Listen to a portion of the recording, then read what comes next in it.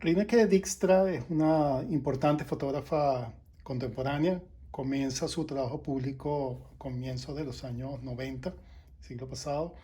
Y es para mí sumamente importante porque marca también la continuidad de- del trabajo en la fotografía objetiva, que comienza a cristalizarse con August Sander en Alemania, luego por supuesto los Becker, Bernhila Becker, la escuela de Düsseldorf, y después una serie de una generación de fotógrafos que primero partieron con los alumnos de los Becker, Thomas Ruff, Struth, Andreas Gursky, y, y Rineke Dijkstra en gran medida desarrolla un trabajo que es, a mi juicio, fundamentalmente antropológico, pero dentro de la tendencia de esa escuela de la fotografía objetiva, que recordemos se basa fundamentalmente en la subjetividad en la selección de los temas, pero la objetividad en la aproximación y en la construcción de la imagen. Una objetividad que en ocasiones llega a ser casi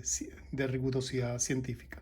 Este libro es un catálogo de su gran retrospectiva en el Guggenheim.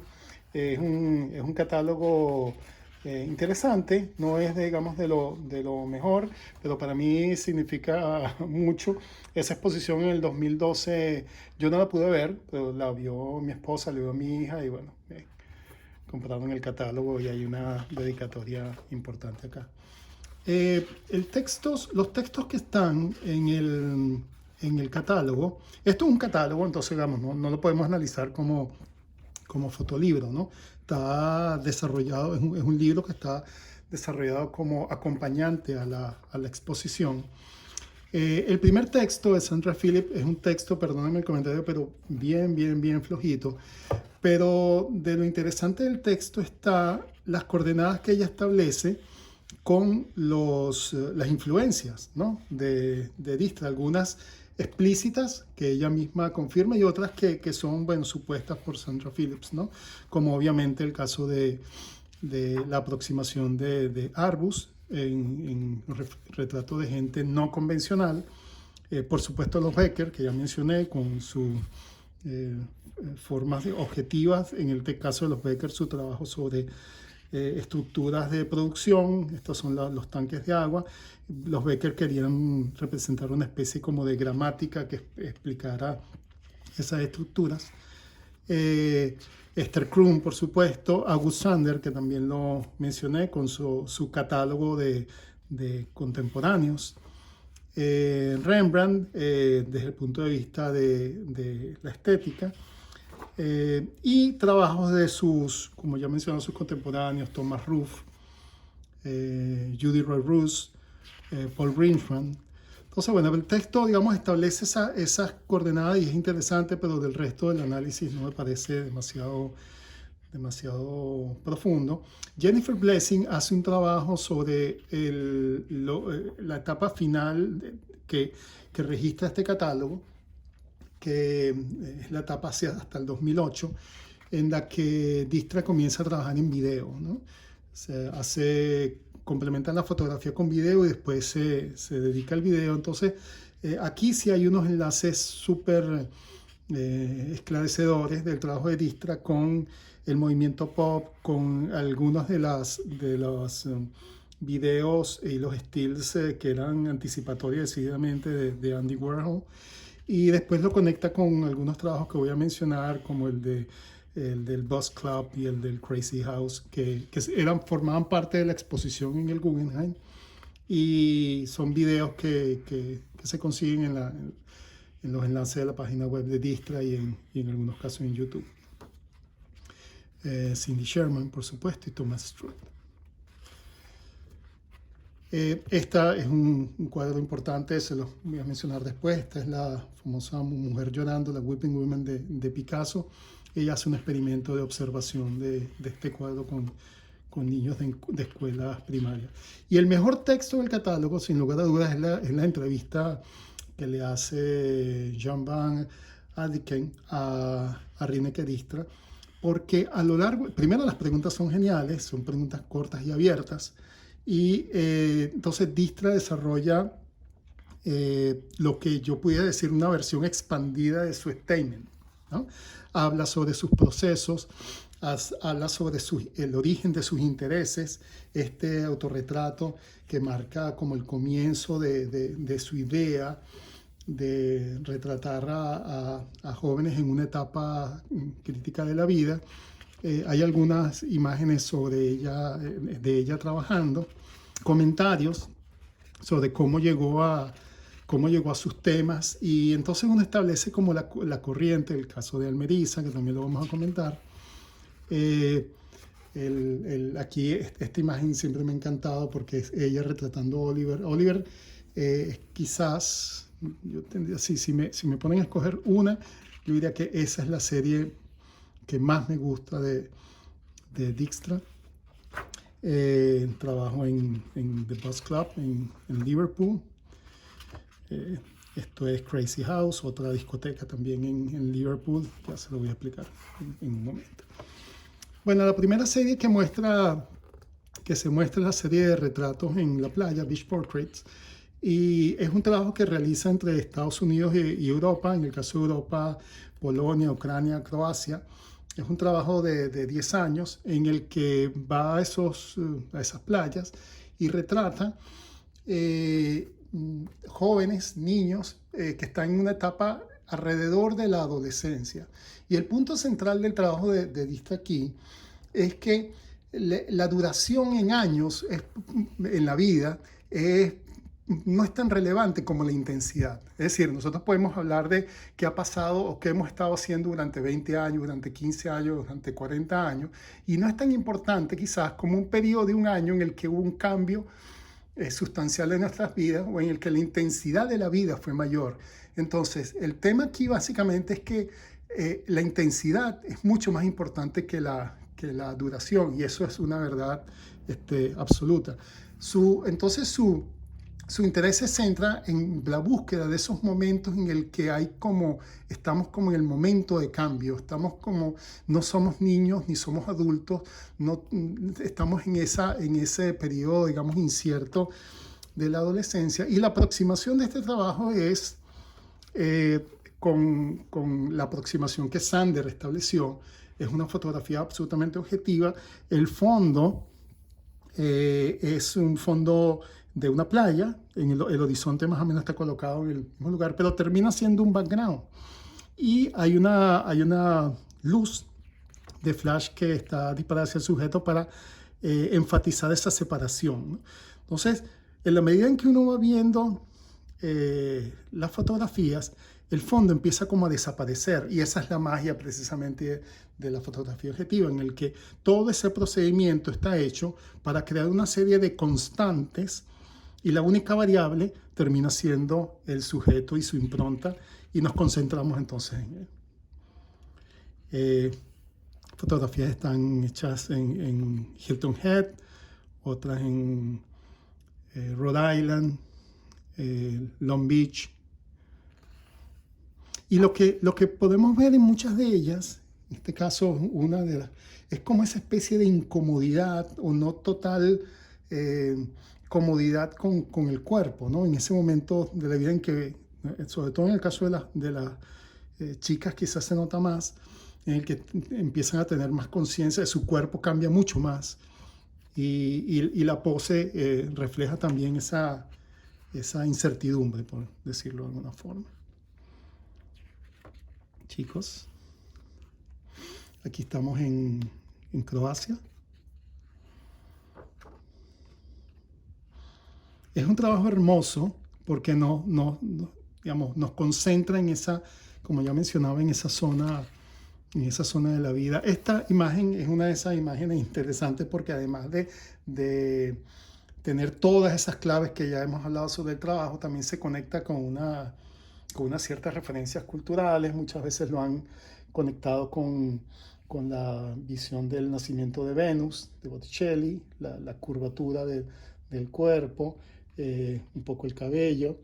Y es interesante ese análisis, ¿no? Porque efectivamente eso es parte de la herencia femenina, y la conexión también de lo femenino con la creación y el agua y las nubes, etc. Esto creo que es Polonia. Esto es Alemania.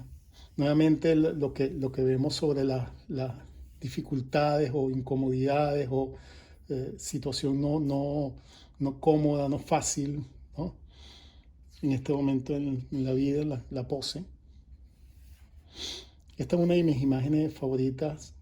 Bueno, además cromáticamente es muy bella, pero hay detalles como por ejemplo las uñas tienen un tono rojo y hacen un juego con las piedritas, la visión también, la conciencia, ¿no? Hay una cierta conciencia pareciera de la niña sobre ella misma, sobre la pose.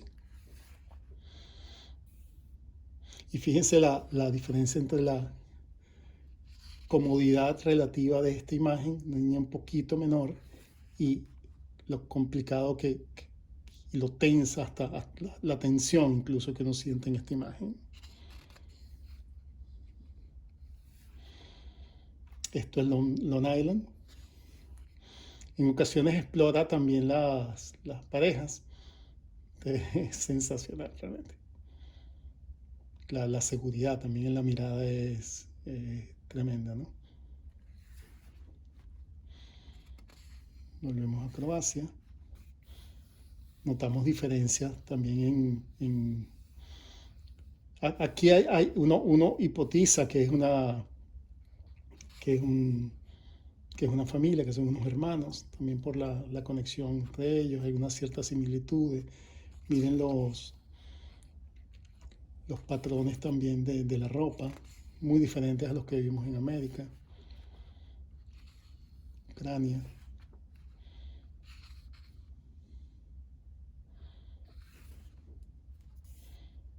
Polonia.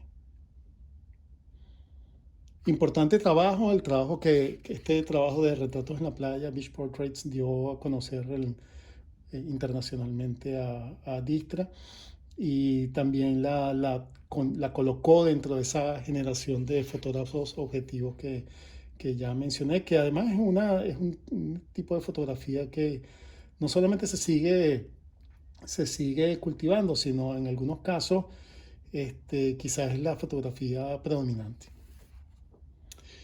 El trabajo sobre calles es una especie como de continuidad para confirmar algunos elementos que ya habíamos visto en los retratos. Es una serie que se desarrolla en paralelo, muy corta, son 4 imágenes.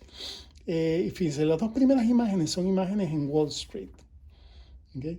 Hay una similitud tremenda con las imágenes de la playa. ¿Okay? Sin embargo, aquí el horizonte no es el horizonte marino, esta pared, ¿no? con esta línea que es como un horizonte insinuado. ¿Okay?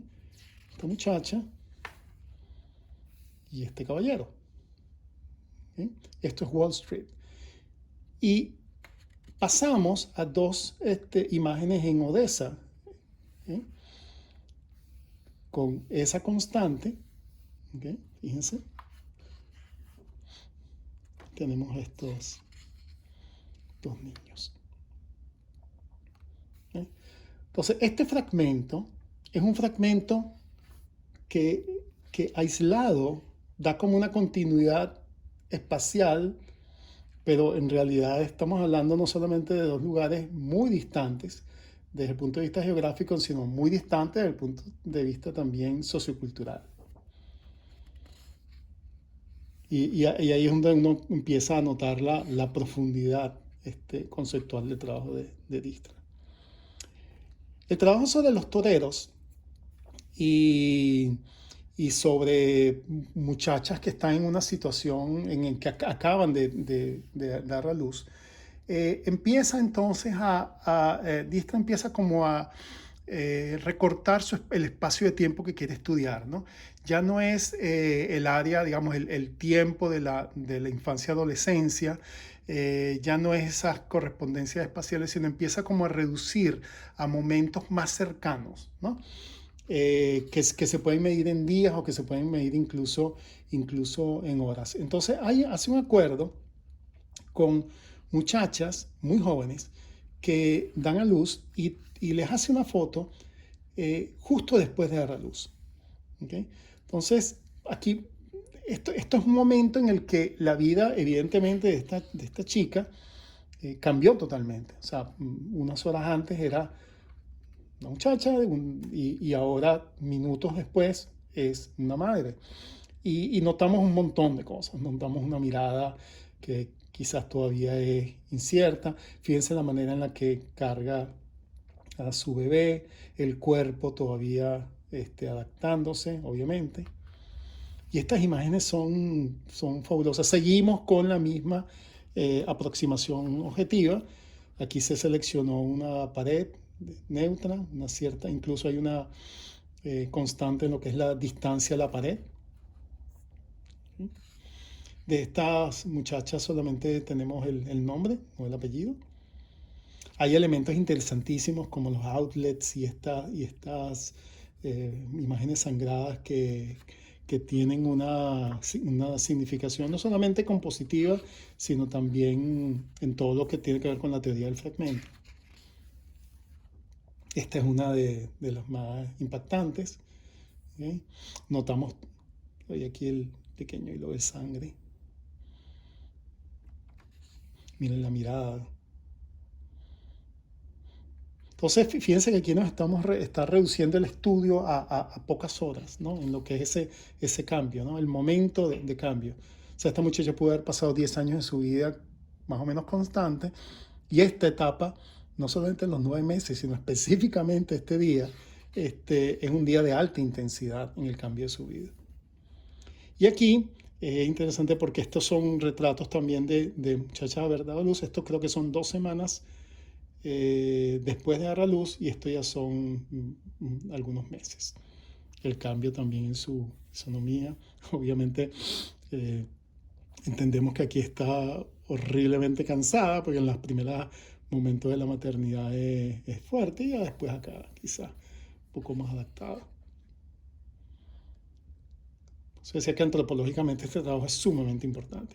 Y son los toreros. Este es un trabajo hecho en Portugal y es unos retratos a chicos que son aprendices de toreros y los hace justo después de una lidia, es decir, justo después de una corrida, en donde todavía hay como esa adrenalina, se muestran los trajes rotos, con sangre, desarreglados, ¿no? Entonces son también momentos muy intensos en la vida, concentrados en unos minutos, ¿okay?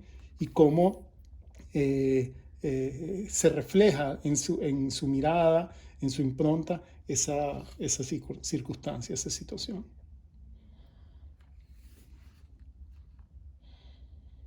Luego, pensando en estos trabajos, empieza a hacer algunos estudios comparativos, lo vamos a ver más adelante, en la que chicos que están sometidos a una cierta situación, ella le interesa el registro del antes y el después, o el antes, el durante y el después. ¿Sí? Pero esta también es una serie sumamente interesante. Almeriza quizás es la serie más famosa, ¿no? Los retratos de playa, la que la llevó a la fama, pero Almeriza quizás la más famosa. Y este es un trabajo interesante porque es un trabajo que comienza en 1994 y está abierto. Y comenzó con una asignación que se le hizo para ir a fotografiar gente que venía, familias que venían de Bosnia pidiendo asilo y que llegaban a Holanda. Rineke Dijkstra es holandesa, no lo mencioné antes, ¿no? Llegaban a Holanda pidiendo asilo. Y entonces, entre los casos que estaba el caso de Almeriza, que es esta niña. Y ella Dijkstra lo que hace es improvisar una especie como de estudio nuevamente con esa organización, digamos, neutra del espacio. Coloca una silla que estaba disponible y a la niña ahí sentada. Pero no hace solamente este retrato, sino que le hace un seguimiento, o sea, establece conexión con ella, su familia, y le hace seguimiento. ¿Okay? Entonces, Este primer retrato es en el 94, ¿ok? Después tenemos, aquí hay una selección, porque los retratos en algunos eran anuales y en algunos casos más de uno al año, ¿no? Entonces son 2 años después, 4 años después, y mantiene la misma técnica. Fíjense que aquí incluso era el mismo lugar, tenemos el mismo outlet, la misma puerta. Y aquí entonces estamos viendo cómo esta chica, fíjense lo interesante de la serie, cómo esta chica que llega en una situación de minusvalía tremenda, como asilada, huyendo del horror de Bosnia, llega a un país totalmente extraño, con una lengua completamente diferente. Entonces uno puede pensar, wow, qué complicado adaptarse acá y seguir. Y entonces uno empieza a ver el desarrollo, la evolución de Almeriza. ¿Ven? Cambia un poco la circunstancia, pero sigue siendo igual. Un fondo neutro, una silla. La pose también cambia. Fíjense que aquí ya estamos entrando en una etapa adolescente. La actitud es otra. O sea, de inseguridad, seguridad. Empieza a crecer, ya es una joven, ya dejó un poco la adolescencia. Cambia un poco a este fondo neutro con estas cortinas. ¿Sí? Y esta selección, aquí ya es una adulta, y esta selección termina, el trabajo sigue abierto, pues esta selección termina con Almeriza cargando a su bebé. Fíjense, noten si hacemos un flashback como rapidísimo. Fíjense lo que pudiéramos pensar cuando vemos una fotografía de una niña que viene pidiendo asilo en su familia, etc. Vemos esto y después vemos esto. ¡Wow! Es una elipsis tremenda, ¿no? Eso es que no me canso de enfatizar la importancia de este trabajo desde el punto de vista fotográfico, pero desde el punto de vista antropológico es tremendo. El trabajo sobre, nuevamente, reduciendo el tiempo más y más y más, nos concentramos en momentos de la vida en la que podemos cambiar súbitamente nuestro comportamiento y volver a lo que estábamos, ¿no? Por condiciones, es decir, aquí estamos hablando ya del tema de los roles, o sea, cuando asumimos ciertos roles, ¿no? Este es un trabajo que desarrolla en 2 discotecas en Liverpool, The Bus Club y el Crazy House. Y estudia el comportamiento de jóvenes. Son discotecas que abren en matiné, es decir, que abren en horarios más tempranos, que es algo común en Europa, para que puedan entrar niños que no son mayores de edad. Y el trabajo, esta selección comienza con una foto escolar, ¿okay?, de este chico, ¿okay? Es decir, una típica foto de las que se colocan en los anuarios. Y después comienzan las fotografías de los muchachos y las muchachas, en este caso es el Bus Club. ¿Okay? Vemos detalles como por ejemplo la caja de cigarrillos. Algunos de estas, aquí un poco asumiendo un rol que no es necesariamente el que sus padres conocen. Muchos de estos muchachos, también se cuentan en los textos, salían de su casa vestidos de una manera, llegaban a la discoteca, todos sabemos estos cuentos, ¿no? Y entonces sacaban del bolso, entraban al baño y se cambiaban la ropa, y después obviamente cuando regresaban a su casa se volvían a colocar la ropa con la que salieron porque, bueno, sus padres, su madre no lo hubieran dejado salir de esta forma de su casa, ¿no? Entonces el Bus Club. Y el trabajo se desarrolla también en video, tanto en el Bus Club como en el Crazy House. Y estos videos son pequeños, son hechos en unos estudios, un estudio improvisado que hace en las salas que están fuera de la sala de baile. Es decir, aquí se sigue oyendo la música, pero son como lobbies, ¿no? Entonces los arma ahí y habla con los chicos, algunos se prestan, entonces a estar ahí un tiempo, ella deja que transcurra un tiempo mientras están ahí frente a la cámara, oyen la música y entonces poco a poco en algunos casos se da que como que se olvidan que está la cámara ahí, se liberan un poco de la pose y empiezan a actuar pues de manera más desenvuelta o natural, entre comillas, ¿no? Aunque la naturalidad en el retrato es una construcción, ¿no? Comienzan en algunos casos a bailar hacia la cámara. Es también una cierta situación como de performance en el que están definitivamente expresando algo que quizás en su vida cotidiana no pueden expresar. ¿No? Esto es interesantísimo verlo. Bueno, los stills son muy buenos, pero es interesantísimo verlo en video.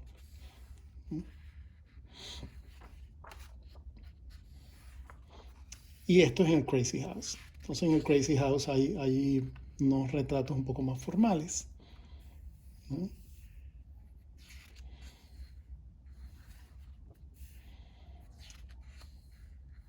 Y luego de estos retratos formales, entonces nuevamente la estrategia del video, ¿no? Estos estudios, este estudio improvisado, bueno, un fondo blanco, etcétera, buena iluminación, en la que estos chicos, pues oyendo la música que está dentro, empiezan como a olvidarse de que está la cámara ahí y empiezan a olvidarse o simplemente a jugar, ¿no? A su rol y empiezan a desarrollar esta performance. Eh, Estos videos son realmente buenos, muy, muy, muy buenos. Esta me gustó mucho de esta chica. Comienza como a aislarse, después entra en una etapa de baile realmente linda. Este trabajo de los parques, vamos a es un trabajo extraño. Yo lo veo como una transición. Temporalmente coincide con los dos trabajos anteriores y es un trabajo, pareciera casi que un homenaje a Gus Sander. Es muy, muy, muy similar formalmente. Eh, Juega incluso a la pose. Aquí sí hay una complicidad, un acuerdo. Eh, los chicos, los niños, en unos casos un poco más grandes, tienen estas poses como estasiadas. En algunos casos, en la mayoría, están descalzos. Eh, si buscan el trabajo de Agus Sander van a ver que la eh, similitud es pasmosa, ¿no? Y también en algunos casos el trabajo de Klensrud es una visión como desarraigada, ¿no? De, de estos personajes juveniles.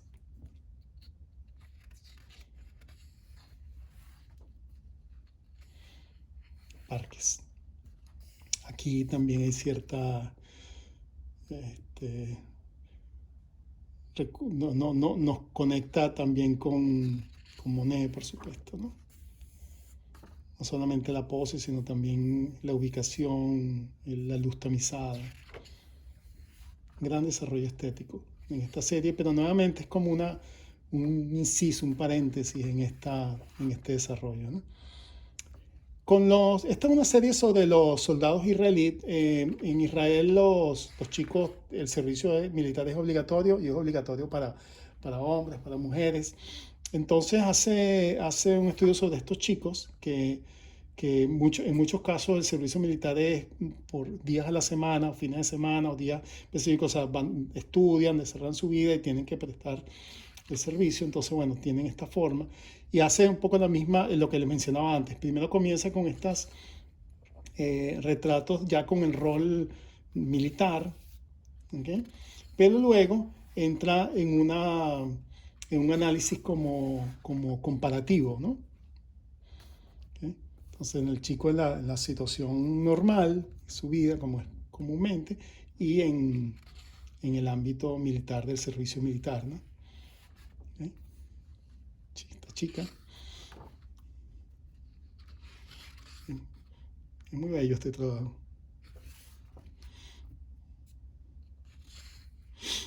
Nuevamente, fíjense que hay una constante tremenda en la temática, ¿no? Hay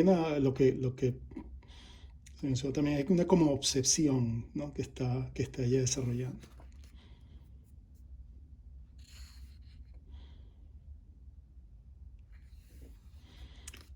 Y llegamos a Oliver. Olivier es mi serie favorita, es una serie que se desarrolla, es relativamente corta, son 3 años. Y es pasmoso que es así. Y aquí está unida con la serie de unas gemelas, Shannon Efrat, que es una serie que desarrolló durante 6 años. Entonces son 3 años de la vida de Olivier, pero 3 años específicos y muy intensos, y 6 años en el desarrollo de estas gemelas, ¿no? En el caso de Olivier, Olivier es un chico que se registra en la Legión extranjera, ¿no? Entonces esto es el día en el que se está registrando en la Legión extranjera, en la fuerza de la Legión extranjera en Francia. Fíjense bien su mirada aquí, y después ya, pues, con el cabello ya cortado, el uniforme, etcétera. Y luego entonces, meses después, fíjense el cambio tremendo en Olivier. ¿Sí? Año después y 2 años después. Entonces fíjense que aquí han transcurrido solo 2 años, y veamos rápidamente a Olivier aquí y Olivier 2 años después. Un poco más de 2 años después. ¿Ven eso que mencionaba sobre que no es la duración, sino es la intensidad? Y este estudio es un estudio de estas gemelas. Esto, digamos, las gemelos han sido sujeto de estudio, sobre todo en la psicología, para ver las diferencias entre lo que es la crianza y la carga genética, la influencia genética sobre lo que somos, aspectos de la personalidad, etc. Y aquí vemos dos gemelas que bueno, fueron, no solamente, bueno, nacieron pero, juntas, se mantuvieron juntas y se fueron criadas juntas, pero vemos cómo existen cambios en que van como distanciándose, ¿no? En su forma de expresión, en su manera de presentarse, que se refleja en la pose, ¿no?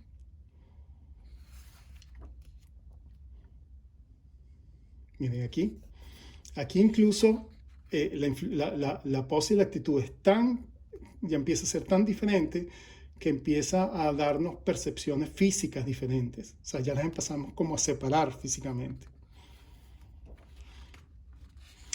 Este es el punto final del catálogo. Aquí hay estudios en los que hay como una cierta traslación, ¿no? O sea, aquí lo que vamos a ver nos están colocando, o sea, la cámara sirve como en nuestros ojos para que veamos experiencias, ¿no? Tengamos una cierta conocimiento sobre experiencias particulares, ¿no? En la primera tenemos a Ruth dibujando a Picasso. Son unos niños de escuela primaria que los llevan a los museos y les colocan como asignación que busquen digamos, un cuadro particular y lo pinten. ¿Sí? Entonces, aquí son stills y también hay videos sobre la mirada, la actitud, etcétera, para que un poco nos fijemos en el cambio que se da, ya no, es decir, cuando se le dan ciertas instrucciones y cierta experiencia.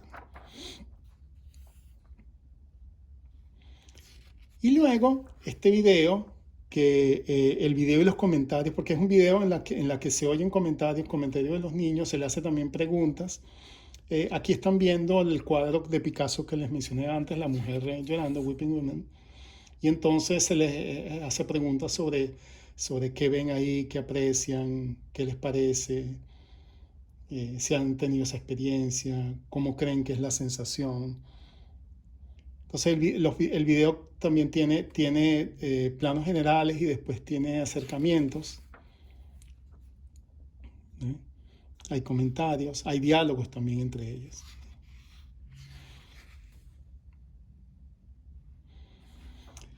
Bueno, esa fue la